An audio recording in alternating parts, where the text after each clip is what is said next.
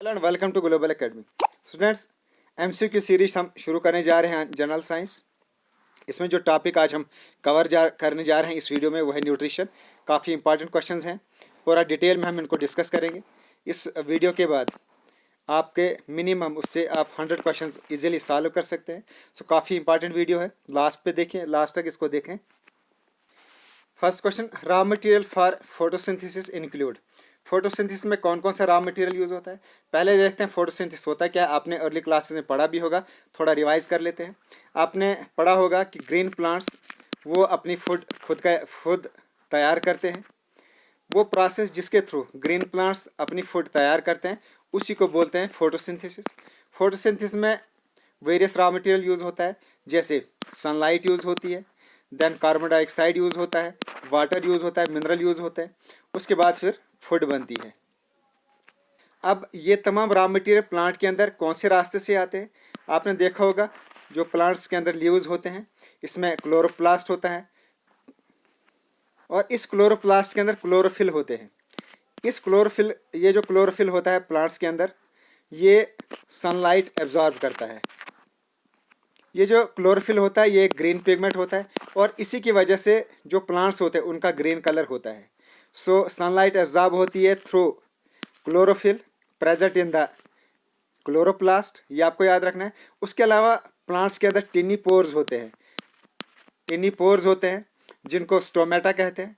इस स्टोमेटा के through carbon dioxide leaves के अंदर आ जाती है।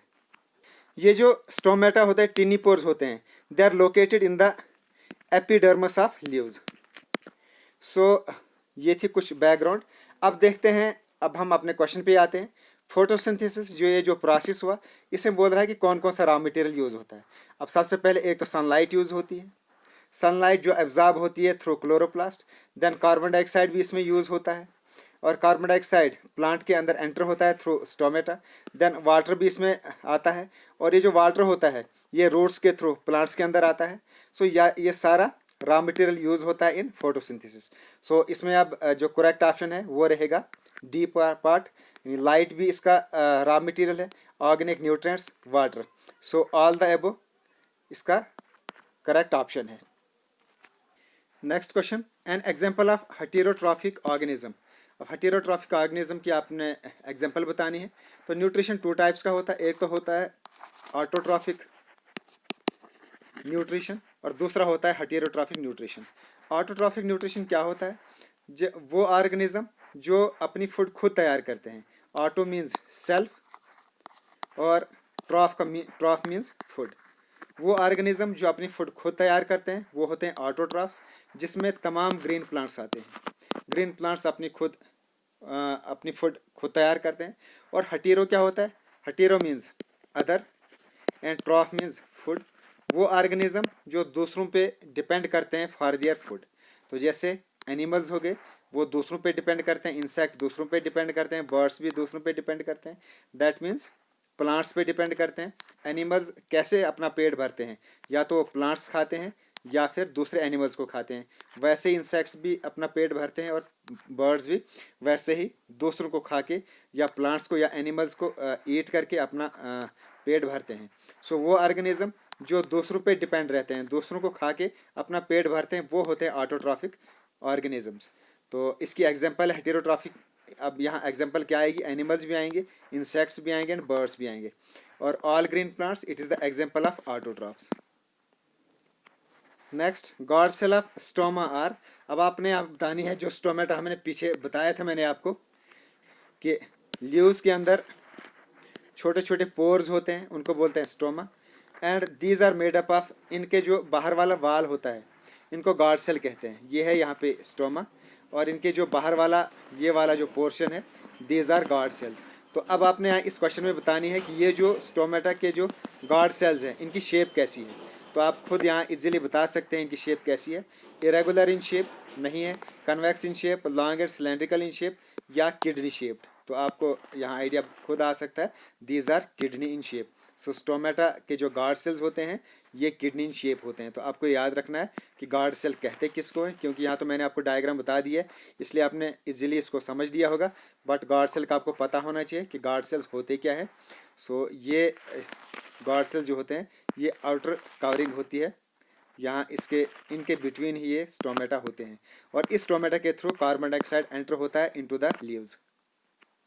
Chlorophyll is found in oval shape structure known as. Chlorophyll किसके अंदर पाया जाता है, मैंने आपको कहा था लीव्स होते हैं, इनके अंदर होते हैं क्लोरोप्लास्ट, और क्लोरोप्लास्ट के अंदर एक पिगमेंट होता है उसको बोलते हैं chlorophyll. So chlorophyll these are present in chloroplast, और इसी क्लोरोफिल के थ्रू सनलाइट एब्जॉर्ब होती है। Next question, to form one glucose molecule the number of water molecules required are.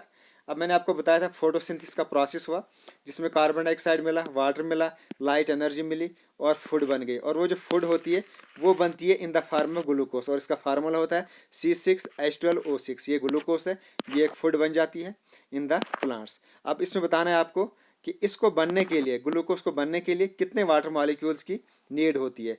सो यहाँ इसको बैलेंस किया गया है इक्वेशंस को, तो ये है 12 वाटर मॉलिक्यूल्स की इसमें नीड पड़ती है to form one glucose molecule. So correct option is 12। और इसमें आपको एक और याद रखना है कि 6 कार्बन डाइऑक्साइड मॉलिक्यूल्स इसमें चाहिए होते हैं, 6 कार्बन डाइऑक्साइड, 12 वाटर मॉलिक्यूल्स और then light energy.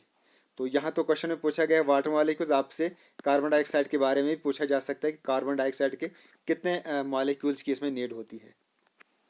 Next, the process in which faecal metal is removed outside. तो हमारे अंदर न्यूट्रिशन होता है, डाइजेशन होती है, और लास्ट में फीकल मेटल जो बनता है उसको आउटसाइड रिमूव किया जाता है। तो उस प्रोसेस को आपने क्या बोलना है। सो मैंने ये तमाम प्रोसेस यहाँ डिस्कस किए हैं। The process of nutrition in animals, इसमें फॉलोइंग स्टेप्स इंक्लूड होते हैं। सबसे पहले इंजेक्शन होता है। इंजेक्शन वो प्रोसेस है जिसके थ्रू हम खाना खाते हैं। तो जब हम इनटेक ऑफ फूड करते हैं माउथ के थ्रू, उस प्रोसेस को बोलते हैं इंजेक्शन। ये हो गया फर्स्ट स्टेप इंजेक्शन का। देन इंजेक्शन जब हमने खाना अपने मुंह में डाला, उसके बाद नेक्स्ट स्टेप आता है डाइजेशन का।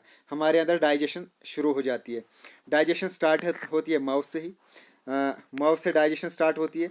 उसके बाद नीचे आता है ओसोफेगस, देन नीचे आता है स्टोमिक, उसके बाद स्टोमिक में भी डाइजेशन होती है। उसके बाद नीचे आता है स्मॉल इंटेस्टाइन, स्मॉल इंटेस्टाइन में भी डाइजेशन होती है। तो जब डाइजेशन हो गई उसके बाद होती है एब्जॉर्प्शन। सो जो डाइजेस्टेड फूड होती है, जब फूड डाइजेस्ट हो गई तो उसके अंदर उसके बाद एब्जॉर्प्शन होती है। ये जो डाइजेस्टेड फूड होती है ये एब्जॉर्ब होता है in the blood stream through intestinal वाल। जब डाइजेस्टेड फूड इंटेस्टाइन में पहुंच गई तो वहाँ इंटेस्टाइन्स के थ्रू ये ब्लड स्ट्रीम में जो डाइजेस्टेड फूड है वो चले जाती है। उसके बाद एसिमिलेशन होती है, यानी जो एब्जॉर्ब्ड फूड हो गई, अब फूड की एब्जॉर्प्शन भी हो गई। तो उसके बाद क्या होता है कि अब ये जो एनर्जी होती है ये यूज़ होती है for energy growth and repair of the cell of the body. तो इसको बोलते हैं एसिमिलेशन। तो एब्जॉर्प्शन ये होती है इन लार्ज इंटेस्टाइन में। लार्ज इंटेस्टाइन का ज़्यादा काम यही है, एब्जॉर्प्शन का काम होता है। ये कभी कभी कुछ क्वेश्चन पूछा जाता है कि लार्ज इंटेस्टाइन का क्या काम होता है, तो इसका काम है एब्जॉर्प्शन का। तो जो लार्ज इंटेस्टाइन होता है ये डाइजेशन में इसका कोई रोल नहीं रहता है, और ये जो ओसोफिगस है इसका भी डाइजेशन में कोई रोल नहीं, वो हम आगे और डिटेल में पढ़ने जा रहे हैं। देन अब एसिमिलेट भी हो गई फूड, उसको यूज़ किया गया इन एनर्जी ग्रोथ एंड रिपेयर्स। उसके बाद जो वेस्ट मटेरियल रहता है तो वो जो अनडाइजेस्टेड फूड होती है it is removed out of the body in the form of ficus. इस प्रोसेस को बोलते हैं इजेशन।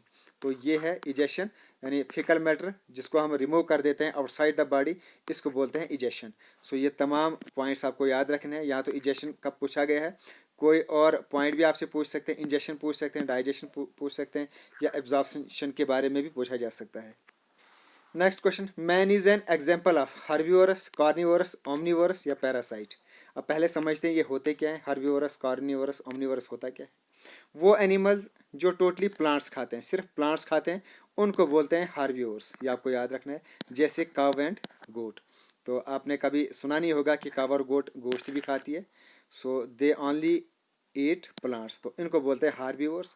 वो एनिमल्स जो टोटली मीट खाते हैं और वो प्लांट्स नहीं खाते हैं, उनको बोलते हैं कार्निवोरस। एग्जाम्पल होगी line.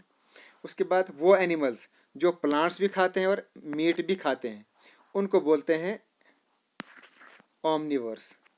Animals that eat both plant and meat they are called omnivore. जैसे मैन, तो मैन प्लांट्स भी खाता है, सब्जियां भी खाता है और मीट भी खाता है। देन ए प्लांट और an animal organism that live on an other organism. एक ऑर्गेनिज्म है वो दूसरे ऑर्गेनिज्म के ऊपर डिपेंड करता है, उसको बोलते हैं पैरासाइट। जैसे आपने देखा होगा आपके पेट में वार्म होते होंगे या लाइस होती हैं बालों के अंदर, तो वो डिपेंड करती हैं इंसान के ऊपर, एक पर्सन के ऊपर डिपेंड करती हैं और उसका खून चूसती है। तो इसी को बोलते हैं पैरासाइट। वो ऑर्गेनिज्म जो दूसरों के ऊपर, दूसरे ऑर्गेनिज्म के ऊपर डिपेंड करता है, उसको बोलते हैं पैरासाइट। सो अब हमने बतानी यहाँ मैन किस चीज़ की एग्जाम्पल है। सो हर्बीवर्स भी नहीं है, कार्निवर्स भी नहीं है, तो मैन है ओमनिवर्स, क्योंकि ये प्लांट भी ईट करता है और मीट भी खाता है। नेक्स्ट क्वेश्चन आपके लिए, duodenum, jejunum and ileum they are the part of. तो ये किसके पार्ट हैं ये आपको बताना है। ये है स्टोमिक। स्टोमिक से यहाँ से शुरू हो जाता है स्मॉल इंटेस्टाइन। स्मॉल इंटेस्टाइन का ये जो पार्ट है इसको बोलते हैं ड्यूडेनम। उसके बाद ये आगे जाकर ये वाला पोर्शन, ऊपर वाला हिस्सा, इसको बोलते हैं जिजुनम। और ये जो नीचे वाला पोर्शन है स्मॉल इंटेस्टाइन का ही, इसी को बोलते हैं इलियम। सो इसके 3 पार्ट्स हैं, duodenum, jejunum and ileum. So इसका जो करेक्ट आंसर है वो है small intestine. So duodenum, jejunum and ileum they are part of small intestine. और लार्ज इंटेस्टाइन, इसके क्या क्या पार्ट्स हैं। एक तो इसका ये है, ये वाला हिस्सा, ये हो गया ट्रांसवर्स कोलन। जो ये वाला पोर्शन है ये हो गया डिसेंडिंग कोलन। और ये वाला पोर्शन ये हो गया असेंडिंग कोलन। तो ये भी आपको याद रखना है। उसके बाद जो लार्ज इंटेस्टाइन होता है, इसका जो लास्ट वाला पार्ट है ये है रेक्टम, और लास्ट पे है यहाँ पे एनल कैविटी। देन डायग्राम देख ही रहे हैं, तो ये है यहाँ पे पैनक्रियाज। पैनक्रियाज से रिलेटेड आगे क्वेश्चन आने वाला है। और ये है लीवर यहाँ पे, और बीच में है यहाँ पे गॉल ब्लैडर। तो ये भी आप डायग्राम में याद रख लें। Next question, in which part of human digestive system digestion does not take place. In which part of human digestive system digestion does not take place. इनमें से कौन से में डाइजेशन नहीं होती है। स्टोमिक में डाइजेशन होती है, मैंने पीछे आपको बताया था। स्मॉल इंटेस्टाइन में भी डाइजेशन होती है। ओसोफेगस, ये जो पार्ट है, तो ये एक कनेक्टिंग लिंक होता है बिटवीन माउथ एंड स्टोमिक, इसके अंदर डाइजेशन नहीं होती है। एंड देन लार्ज इंटेस्टाइन, तो लार्ज इंटेस्टाइन में भी डाइजेशन नहीं होती, इसके अंदर होती है absorption. So oesophagus and large intestine, इनमें डाइजेशन नहीं होती है। स्टोमिक में, स्मॉल इंटेस्टाइन में और माउथ में, इसमें होती है digestion. Next, bile juice is secreted by which part of the digestive system. Bile juice कौन सा पार्ट, डाइजेस्टिव सिस्टम का कौन सा पार्ट सिक्रेट करता है। मैंने आपको पीछे डायग्राम में बताया था, फिर से देख लेते हैं। ये है यहाँ पे लीवर, इस लीवर के अंदर ही बाइल जूस सिक्रेट होता है। और बाइल जूस से जब ये सिक्रेट होता है जूस, लीवर से जब बाइल जूस सिक्रेट होता है, उसके बाद यहाँ पे ये गॉल ब्लैडर है, ये गॉल ब्लैडर के अंदर स्टोर हो जाता है ये बाइल जूस। और बाद में फिर गॉल ब्लैडर से ये निकल कर जूस आगे नीचे आता है स्मॉल इंटेस्टाइन में, और स्मॉल इंटेस्टाइन में आकर ये जो जूस होता है ये काम करता है डाइजेशन का। सो ये सिक्रेट कहाँ होता है, तो ये लीवर के अंदर सिक्रेट होता है बाइल जूस, ये आपको याद रखना है। And it is stored in the gall bladder. So ये काम करता है फैट डाइजेशन का। तो जो भी फैट्स वगैरह होती हैं इन इस हमारी फूड के अंदर, तो वो जब स्मॉल इंटेस्टाइन में फूड पहुंचती है तो वहाँ जो फैट्स वगैरह होते हैं वो उनको डाइजेस्ट करता है ये bile juice. And it also helps in absorption in the gut. Next question, which are the following is a part of alimentary canal. Which are the following is part of alimentary canal. Alimentary का canal का इसमें कौन कौन से alimentary canal के part है। पहले देखते हैं एलिमेंट्री कैनाल होता क्या है। एलिमेंट्री कैनाल ये एक पाथवे है, एक रास्ता है जिसके थ्रू फूड हमारे बॉडी में एंटर होती है, उसके बाद आगे चलती हुई और लास्ट पे हमारी बॉडी से आउट हो जाती है थ्रू एनस। इस पूरे पाथवे को, इसको बोलते हैं, जहाँ जहाँ से फूड चलती है, इस पूरे पाथवे को, इसी को बोलते हैं एलिमेंट्री कैनाल। अब इस एलिमेंट्री कैनाल के कौन कौन से पार्ट हैं, तो ये तमाम इसके पार्ट्स हैं। माउथ भी इसका पार्ट है, ओसोफिगस भी इसका पार्ट है, देन स्टोमिक इसका पार्ट है, लिवर इसका पार्ट है, then large intestine, small intestine, they are all the part of alimentary canal. So option में है stomach, oesophagus and buccal cavity. So all of these are the part of alimentary canal. Next question, which are the following secretes digestive juice which converts complex food of food into simpler substance. So आपने इसमें बताना है इसमें से कौन कौन सा digestive juice secret करते हैं जो हमारे बॉडी के अंदर फूड डाइजेशन में हेल्प करते हैं, यानी जो हमारे अंदर फूड चले जाती है वो कम्प्लेक्स फॉर्म में होती है, उसको सिंपलर फॉर्म में कन्वर्ट करती है। तो कौन कौन से हैं? सो लीवर के बारे में हम ऑलरेडी पढ़ चुके हैं कि लीवर ये सेक्रेट करता है bile juice, that is bile that is secreted by the liver. तो एक तो लीवर भी सेक्रेट करता है बाइल जूस और ये यूज होती है in the body for digestion of fats. Then pancreas, तो पेनक्रियाज भी सेक्रेट करता है जूस और इसको बोलते हैं पेनक्रियाटिक जूस। ये एक लिक्विड सेक्रेट करता है, it is a liquid secreted by pancreas और इसमें वैरायटी ऑफ एंजाइम्स होते हैं जिसमें trypsinogen, then chymotrypsinogen, then elastase, then carboxy peptidase, pancreatic lipase. So ये तमाम एंजाइम जिसमें होते हैं और ये एंजाइम हमारे अंदर हेल्प करते हैं in the digestion of food. So both liver and pancreas though these secrete the juice which convert complex food into simpler food. So इसका आंसर रहेगा both. Next, the length of large intestine and small intestine is respectively. तो क्या है इनका size? यहाँ options में थोड़ा सी गलती हो गई है। तो लार्ज इंटेस्टाइन इसका साइज है 1.5 मीटर्स और स्मॉल इंटेस्टाइन का साइज है 6.5 मीटर्स। यानी जो लार्ज इंटेस्टाइन होता है 1.5 मीटर, दैट मीन्स 5 फीट के करीब, और स्मॉल इंटेस्टाइन ये होता है लगभग 20 फीट के करीब। सो इसका साइज ये आपको याद रखना है। Which is the widest part of alimentary canal? सबसे वाइड यानी खुला कौन सा पार्ट है इसमें एलिमेंट्री कैनाल का? तो इसमें स्टोमिक ये सबसे खुला पार्ट है, वाइडेस्ट पार्ट है एलिमेंट्री कैनाल का। ये यहाँ पे आप देख सकते हैं स्टोमिक काफ़ी खुला है, चौड़ा है। बाकी ओसोफिगस बिल्कुल छोटा है, छोटी सी पाइप है, बट स्टोमिक ये काफ़ी खुला हुआ है, काफ़ी चौड़ा है, ब्रेड्थ इसकी बहुत ज़्यादा है बाकी पार्ट्स के मुकाबले में। So stomach is the widest part of alimentary canal. Now last question, the pointed teeth in the buccal cavity are called. जो पॉइंटेड टीथ होते हैं इनको क्या कहा जाता है? इनको कहा जाता है कैनाइन। हमारे मुंह में टोटल 32 टीथ हैं, उनको थोड़ा सा देख लेते हैं। एक तो हो गए सामने वाले जो 4 टीथ्स होते हैं, इनको बोलते हैं इंसिजर। ये 4 ऊपर होते हैं और 4 नीचे होते हैं और टोटल हो गए 8। देन इसके साथ में ये नोकदार होते हैं, ये होते हैं 4 टीथ्स, एक यहाँ पे और एक नीचे और एक इस साइड में, हो गए 4 टीथ्स कैनाइन के। देन मोलर होते हैं 2 इस साइड में, 2 इस साइड में, हो गए 4 और 4 ऊपर भी हैं, 2 यहाँ पे 2 इस साइड में। तो 2 4 6 और 8, टोटल हो गए 8 मोलर्स। और इसी तरह प्री मोलर ये भी 2 इस साइड में, 2 इस साइड में, हो गए 4 और 4 ऊपर हैं, हो गए 8। सो देन 8 4 12, 12 8 20, 20 और 8 हो गया 28। उसके अलावा लास्ट में भी टीथ होते हैं जिनको थर्ड मोलर कहा जाता है, थर्ड मोलर, या इनको विजडम टीथ भी कहा जाता है। ये जनरली 18 ईयर्स के बाद ही आते हैं। ये एक होता है इस साइड में, एक इस साइड में, एक ऊपर और एक साइड, ये टोटल 4 टीथ होते हैं। तो उसके बाद ये हो गए थे 28 और 28 प्लस ये लास्ट वाले 4 टीथ, तो ये हो गए 32 टीथ। सो इनके आपको नाम याद रखना है और ये भी देखना है कि कितने टीथ्स हैं, ये भी एग्जाम में पूछ सकते हैं। So it's the end of this video. I hope आपको वीडियो पसंद आई होगी। लाइक ज़रूर करें और अपने फ्रेंड्स में शेयर भी करें अगर आपको हमारा काम पसंद है। Okay, thanks and as always god bless you all. बहुत जल्दी हम इसका नेक्स्ट पार्ट भी लेके आएंगे। Okay, thanks.